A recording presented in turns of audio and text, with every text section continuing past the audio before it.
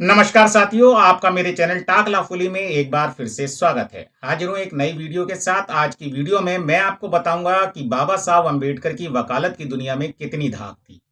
दोस्तों, किसी का पक्ष लेना और उसे ठीक से प्रस्तुत करना आम बोलचाल की भाषा में किसी की वकालत करना कहलाता है। भारतीय संविधान के निर्माता बाबा साहब भीमराव अम्बेडकर एक जो जाने माने वकील भी थे। उन्होंने न केवल अपने मुवक्किलों के लिए वकालत की, बल्कि समानता, स्वतंत्रता और बंधुत्व के लोकतांत्रिक मूल्यों की भी वकालत की। इसलिए उनकी गिनती आज भी दुनिया के सर्वश्रेष्ठ वकीलों में होती है। डॉक्टर बाबा साहब भीमराव अंबेडकर ने एक लक्ष्य को ध्यान में रखकर कानून की पढ़ाई की। उन्होंने जीवन भर उसी लक्ष्य के साथ काम किया। उन्होंने वकालत का पेशा पेशेवर उत्कृष्टता या उन्नति के लिए नहीं, बल्कि उस दौर में भारत के लगभग 6 करोड़ अछूतों और दबे कुचले दलितों को न्याय दिलाने के लिए चुना था। 14 अप्रैल की उनकी जन्मतिथि के मौके पर आज हम आपको बताते हैं कि वे वकील कैसे बने और उन्होंने अपने मुवक्किलों के लिए कौन से प्रमुख मामलों में पैरवी की और उन मामलों का क्या नतीजा रहा। माय डियर फ्रेंड्स, दिलचस्प बात यह है कि भारत की दो महान शख्सियतों भीमराव अंबेडकर और महात्मा गांधी के बीच कभी नहीं बनी। दोनों के बीच कई मुलाकातें हुई, कई मुलाकातों के दौर हुए, लेकिन वो अपने मतभेदों को कभी पाट नहीं पाए। आजादी से 2 दशक पहले अंबेडकर और उनके अनुयायियों ने खुद को स्वतंत्रता आंदोलन से अलग कर लिया था। वो अछूतों के प्रति गांधी के अनुराग और उनकी तरफ से बोलने के उनके दावे को जोड़ तोड़ की रणनीति बताते थे। जब 4 अगस्त 1931 को गांधी जी से उनकी मुलाकात हुई, तो गांधी जी ने उनसे कहा, मैं अछूतों की समस्याओं के बारे में तब से सोच रहा हूं जब आप पैदा भी नहीं हुए थे। मुझे ताज्जुब है कि इसके बावजूद आप मुझे उनका हितैषी नहीं मानते। धनंजय कीर अंबेडकर की जीवनी है, जो एक लेखक हैं। उन्होंने doctor Ambedkar life and mission में लिखते हैं कि अंबेडकर ने गांधी जी से कहा, अगर आप अछूतों के खैर ख्वाह होते तो आपने कांग्रेस का सदस्य होने के लिए खादी पहनने की शर्त के बजाय अस्पृश्यता निवारण को पहली शर्त बनाया होता। किसी भी व्यक्ति को जिसने अपने घर में कम से कम एक अछूत व्यक्ति या महिला को नौकरी नहीं दी हो, या उसने एक अछूत व्यक्ति के पालन पोषण का बीड़ा ना उठाया हो, या उसने कम से कम सप्ताह में एक बार किसी अछूत व्यक्ति के साथ खाना ना खाया हो, उसे कांग्रेस का सदस्य बनने की अनुमति नहीं दी जानी चाहिए। आपने कभी भी किसी जिला कांग्रेस पार्टी के उस अध्यक्ष को पार्टी से निष्कासित नहीं किया जो मंदिरों में अछूतों के प्रवेश का विरोध करते देखा गया हो। दोस्तों, 26 जनवरी 1955 में जब मीडिया ने अंबेडकर से गांधी जी के बारे में उनकी राय जाननी चाहिए, तो उन्होंने साफ शब्दों में कहा, मुझे इस बात पर बड़ी हैरानी होती है कि पश्चिम के देश गांधी में इतनी दिलचस्पी क्यों रखते हैं। उन्होंने कहा, जहां तक भारत की बात है तो वो देश के इतिहास का एक हिस्सा भर हैं, नए युग का निर्माण करने वाले व्यक्ति नहीं हैं। गांधी की यादें इस देश के लोगों के जहन से अब जा चुकी हैं। बचपन से ही अपनी जाति के कारण भीमराव अंबेडकर को लोगों के भेदभाव का बहुत शिकार होना पड़ा था। सन 1901 में जब वो अपने पिता से मिलने सतारा से कोरेगांव गए थे, तो स्टेशन से बैलगाड़ी वाले ने उन्हें ले जाने से इनकार कर दिया। 2 गुने पैसे देने पर भी वो इस बात के लिए राजी हुआ कि 9 साल के अंबेडकर और उनके भाई बैलगाड़ी चलाएंगे और वो पैदल उनके साथ चलेगा।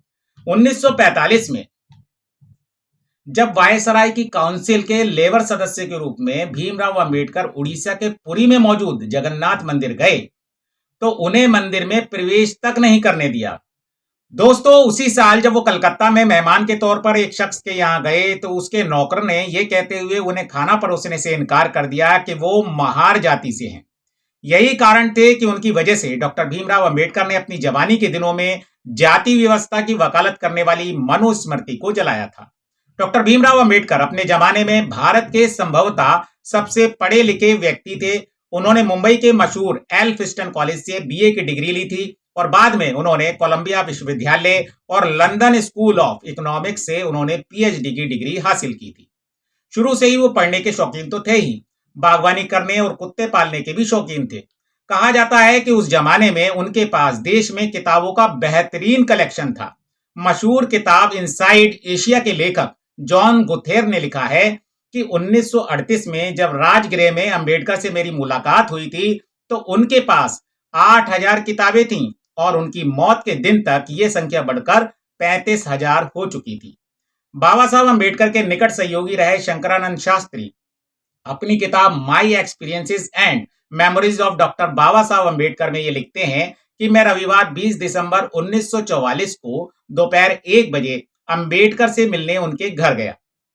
उन्होंने अपने साथ जामा मस्जिद इलाके में चलने के लिए मुझसे कहा तो उन दिनों वो पुरानी किताब खरीदने का अड्डा हुआ करता था। मैंने उनसे कहने की कोशिश की कि दिन के खाने का समय हो रहा है अंबेडकर जी, लेकिन उन पर इस बात का कोई भी असर नहीं हुआ। जामा मस्जिद में उनके होने की खबर चारों तरफ फैल गई और लोग उनके चारों ओर इकट्ठा होने लगे। इस भीड़ में भी उन्होंने विभिन्न विषयों पर करीब 2 दर्जन किताबें खरीद ली। वो अपनी किताबें किसी को भी पढ़ने के लिए उधार नहीं देते थे। वो कहा करते थे कि अगर किसी को उनकी किताबें पढ़नी है तो उसे उनके लिए पुस्तकालय आकर पढ़ना चाहिए। तो ऐसा था उनका किताबों के प्रति और पढ़ने पढ़ाने के प्रति रुझान। तो चलिए जानते हैं उनकी वकालत की शुरुआत कैसे हुई, इस पे थोड़ी रोशनी डालते हैं। तो डॉक्टर अंबेडकर को जब यह एहसास हुआ कि दलितों से जुड़े मुद्दे बेहद जटिल हैं, इसलिए उस पर काम करने के लिए व्यक्तिगत स्तर पर वकालत करनी होगी और विधायिका में उन मुद्दों को ठीक से उठाना होगा, यही सोचकर वे कानून की डिग्री हासिल करने दोबारा लंदन पहुंचे। सितंबर 1920 में लंदन पहुंचने से पहले ही वे भारत में दलित नेता के तौर पर पहचान बना चुके थे। यानी उन्हें अपनी चुनौती और भूमिका दोनों का एहसास था, इसलिए लंदन में रहने के दौरान उनका झुकाव कभी भी ड्रामा, ओपेरा, थिएटर जैसी चीजों के प्रति नहीं हुआ था। वे अपना अधिकतर समय पुस्तकालय में ही बिताते थे, क्योंकि वे विदेश में रह रहे थे तो खर्चे का ध्यान तो रखना ही था। किफायत से रहने के लिए लंदन में वे हमेशा पैदल चलते थे और खाने पर कम से कम पैसा खर्च किया करते थे, क्योंकि खाना बाहर का था जो कि उन्हें पसंद नहीं था, लेकिन पढ़ाई पर उनका पूरा फोकस रहता था। अब चलिए जानते हैं कि भारत में उनकी वकालत की शुरुआत कैसे हुई, क्योंकि वे एक अच्छे वकील भी थे। हमारे देश में ऐसे कितने वकील हैं जिनके वकील बनने की सालगिरह मनाई जाती है। आपको ये जानकर अचरज हो सकता है कि बीते साल भारत के माननीय सर्वोच्च न्यायालय ने डॉक्टर भीमराव अंबेडकर के वकील बनने की 100वीं वर्षगांठ मनाई। 100वीं वर्षगांठ मनाई दोस्तों। ये डॉक्टर भीमराव अंबेडकर के काम के प्रति श्रद्धांजलि थी। हालांकि 100 साल इस मुकाम तक पहुंचने के लिए उन्हें खासा संघर्ष करना पड़ा था। मुंबई के बार काउंसिल की सदस्यता लेने के लिए आवेदन करने तक के पैसे उनके पास नहीं थे। ऐसे में उनके मित्र नवल भतेना ने उन्हें 500 रुपए दिए। तब उन्होंने बार काउंसिल की सदस्यता के लिए आवेदन किया था। 4 जुलाई 1923 को उन्हें सदस्यता मिली और 5 जुलाई से उन्होंने वकालत की शुरुआत भी कर दी। जब उनकी वकालत की पढ़ाई पूरी हुई थी, उसके बाद ब्रिटिश सरकार ने डॉक्टर अंबेडकर को 2,500 महीने पगार पर जिला न्यायाधीश की नौकरी का प्रस्ताव दिया था, जो बेहद ही आकर्षक था, लेकिन उन्होंने वकालत का पेशा ही चुना। इसके बारे में उन्होंने अपने लेख और अपने भाषणों में इसका जिक्र भी किया है। उनके मुताबिक वे दलितों के हितों के लिए काम करना चाहते थे। उन्होंने इस बारे में स्पष्टता से लिखा है कि मैंने जिला न्यायाधीश सहित कोई सरकारी नौकरी स्वीकार नहीं की, क्योंकि स्वतंत्र रूप से वकालत करने में आजादी सिर्फ वकील बनने में हासिल थी। इसके अलावा हैदराबाद के निजाम ने भी उन्हें राज्य के मुख्य न्यायाधीश के पद की पेशकश की थी, लेकिन उन्होंने उस प्रस्ताव को भी स्वीकार नहीं किया। दोस्तों, उस दौर में वकालत का जो पेशा था मुख्य तौर पर ऊंची और वर्चस्व रखने वाली जातियों पर आधारित था, क्योंकि उनके मामले मुख्य तौर पर उन्हीं से आते थे और उनमें इस बात का अंदाजा था, लेकिन फिर भी उन्होंने वकालत करने का जोखिम उठाया। बात अंबेडकर के मवक्किलों की अगर करें, क्लाइंटों की करें, तो उनकी स्थिति बेहद ही खस्ताहाल हुआ करती थी और वे गरीब, खेतिहर और दिहाड़ी मजदूर हुआ करते थे। अंबेडकर इन लोगों के मामलों को गंभीरता से सुनते थे और उन्हें न्याय दिलाने की पूरी कोशिश करते थे। अगर आप किसी वकील के बारे में सोचते हैं तो आपकी आंखों के सामने एक गंभीर चेहरे वाले व्यक्ति की छवि घूम जाती है, लेकिन बाबा साहब एक अनुशासित और प्रखर विद्वान होते हुए भी अपने मुवक्किलों के साथ बहुत सहजता से व्यवहार करते थे और ये कई बार अपने मुवक्किलों के साथ अपना खाना तक साझा कर लेते थे। अब थोड़ा नजर डालते हैं वकील के रूप में कितने प्रभावी थे डॉक्टर भीमराव अंबेडकर। चलिए बात करते हैं समाज में दलित समुदाय की स्थिति कैसी है। इस बारे में ब्रिटिश सरकार के सामने पक्ष रखने के लिए साइमन कमीशन के सामने गवाही देने के लिए डॉक्टर अंबेडकर को चुना गया था। जिस दिन उन्हें इस बात की गवाही देनी थी, ठीक उसी दिन उन्हें एक बहुत ही जरूरी मामले में ठाणे के जिला एवं सत्र न्यायाधीश के समक्ष अपने मुवक्किल का पक्ष रखना था। अगर डॉक्टर भीमराव उस मुकदमे में उपस्थित नहीं होते तो शायद उनके कुछ मुवक्किलों को फांसी की सजा तक मिल जाती। इससे गरीब और उपेक्षितों के बीच ये संदेश जाता कि अंबेडकर वक्त पर काम नहीं आए और इसका मलाल उन्हें जीवन भर रहता। दूसरी ओर अंबेडकर इस दुविधा में थे कि अगर साइमन आयोग के सामने गवाही देने के लिए नहीं गए तो देश के करोड़ों लोगों की पीड़ा को दुनिया के सामने रखने का मौका हाथ से निकल जाएगा। ऐसे में उन्होंने न्यायाधीश से अनुरोध किया कि अभियुक्तों के बचाव को अभियोजन पक्ष के समक्ष प्रस्तुत करने की अनुमति दी जाए।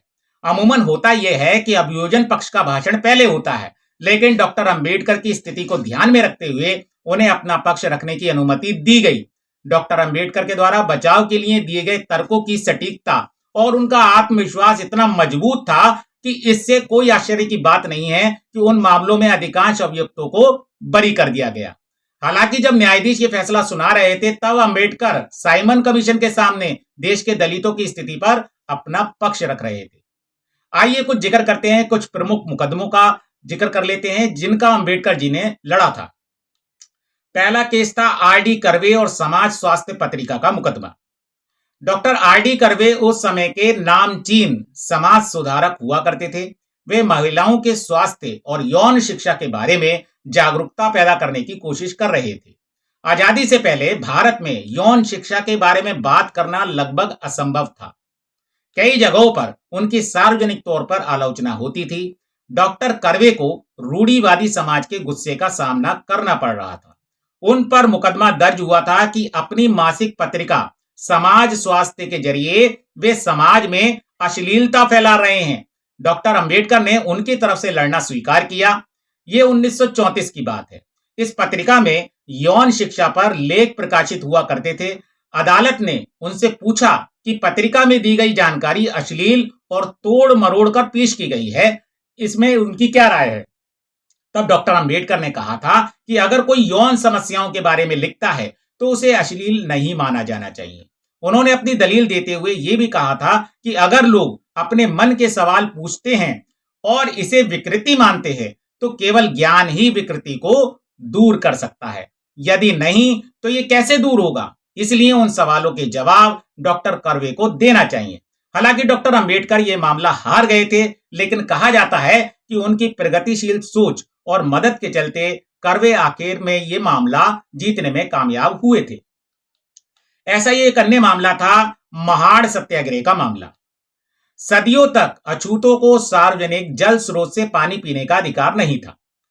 वहां मवेशी पानी पी सकते थे, लेकिन अछूतों को पानी लेने की मनाही थी। इस अन्याय के विरुद्ध डॉक्टर अंबेडकर ने एक अभियान चलाया और इसके कारण ही महाड़ महासत्याग्रह हुआ। ये महाड़ झील के पानी पर नियंत्रण की संदेशात्मक लड़ाई थी। महाड़ सत्याग्रह में एक तरह से हिंदुओं और अछूतों के बीच सीधा संघर्ष था।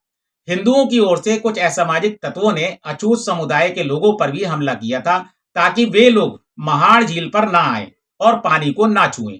हिंदुओं की तरफ से डॉक्टर अंबेडकर और उनके साथियों पर कई मुकदमे दर्ज किए गए। इस मामले में अंबेडकर को कई तरह की चुनौतियों का सामना करना पड़ा।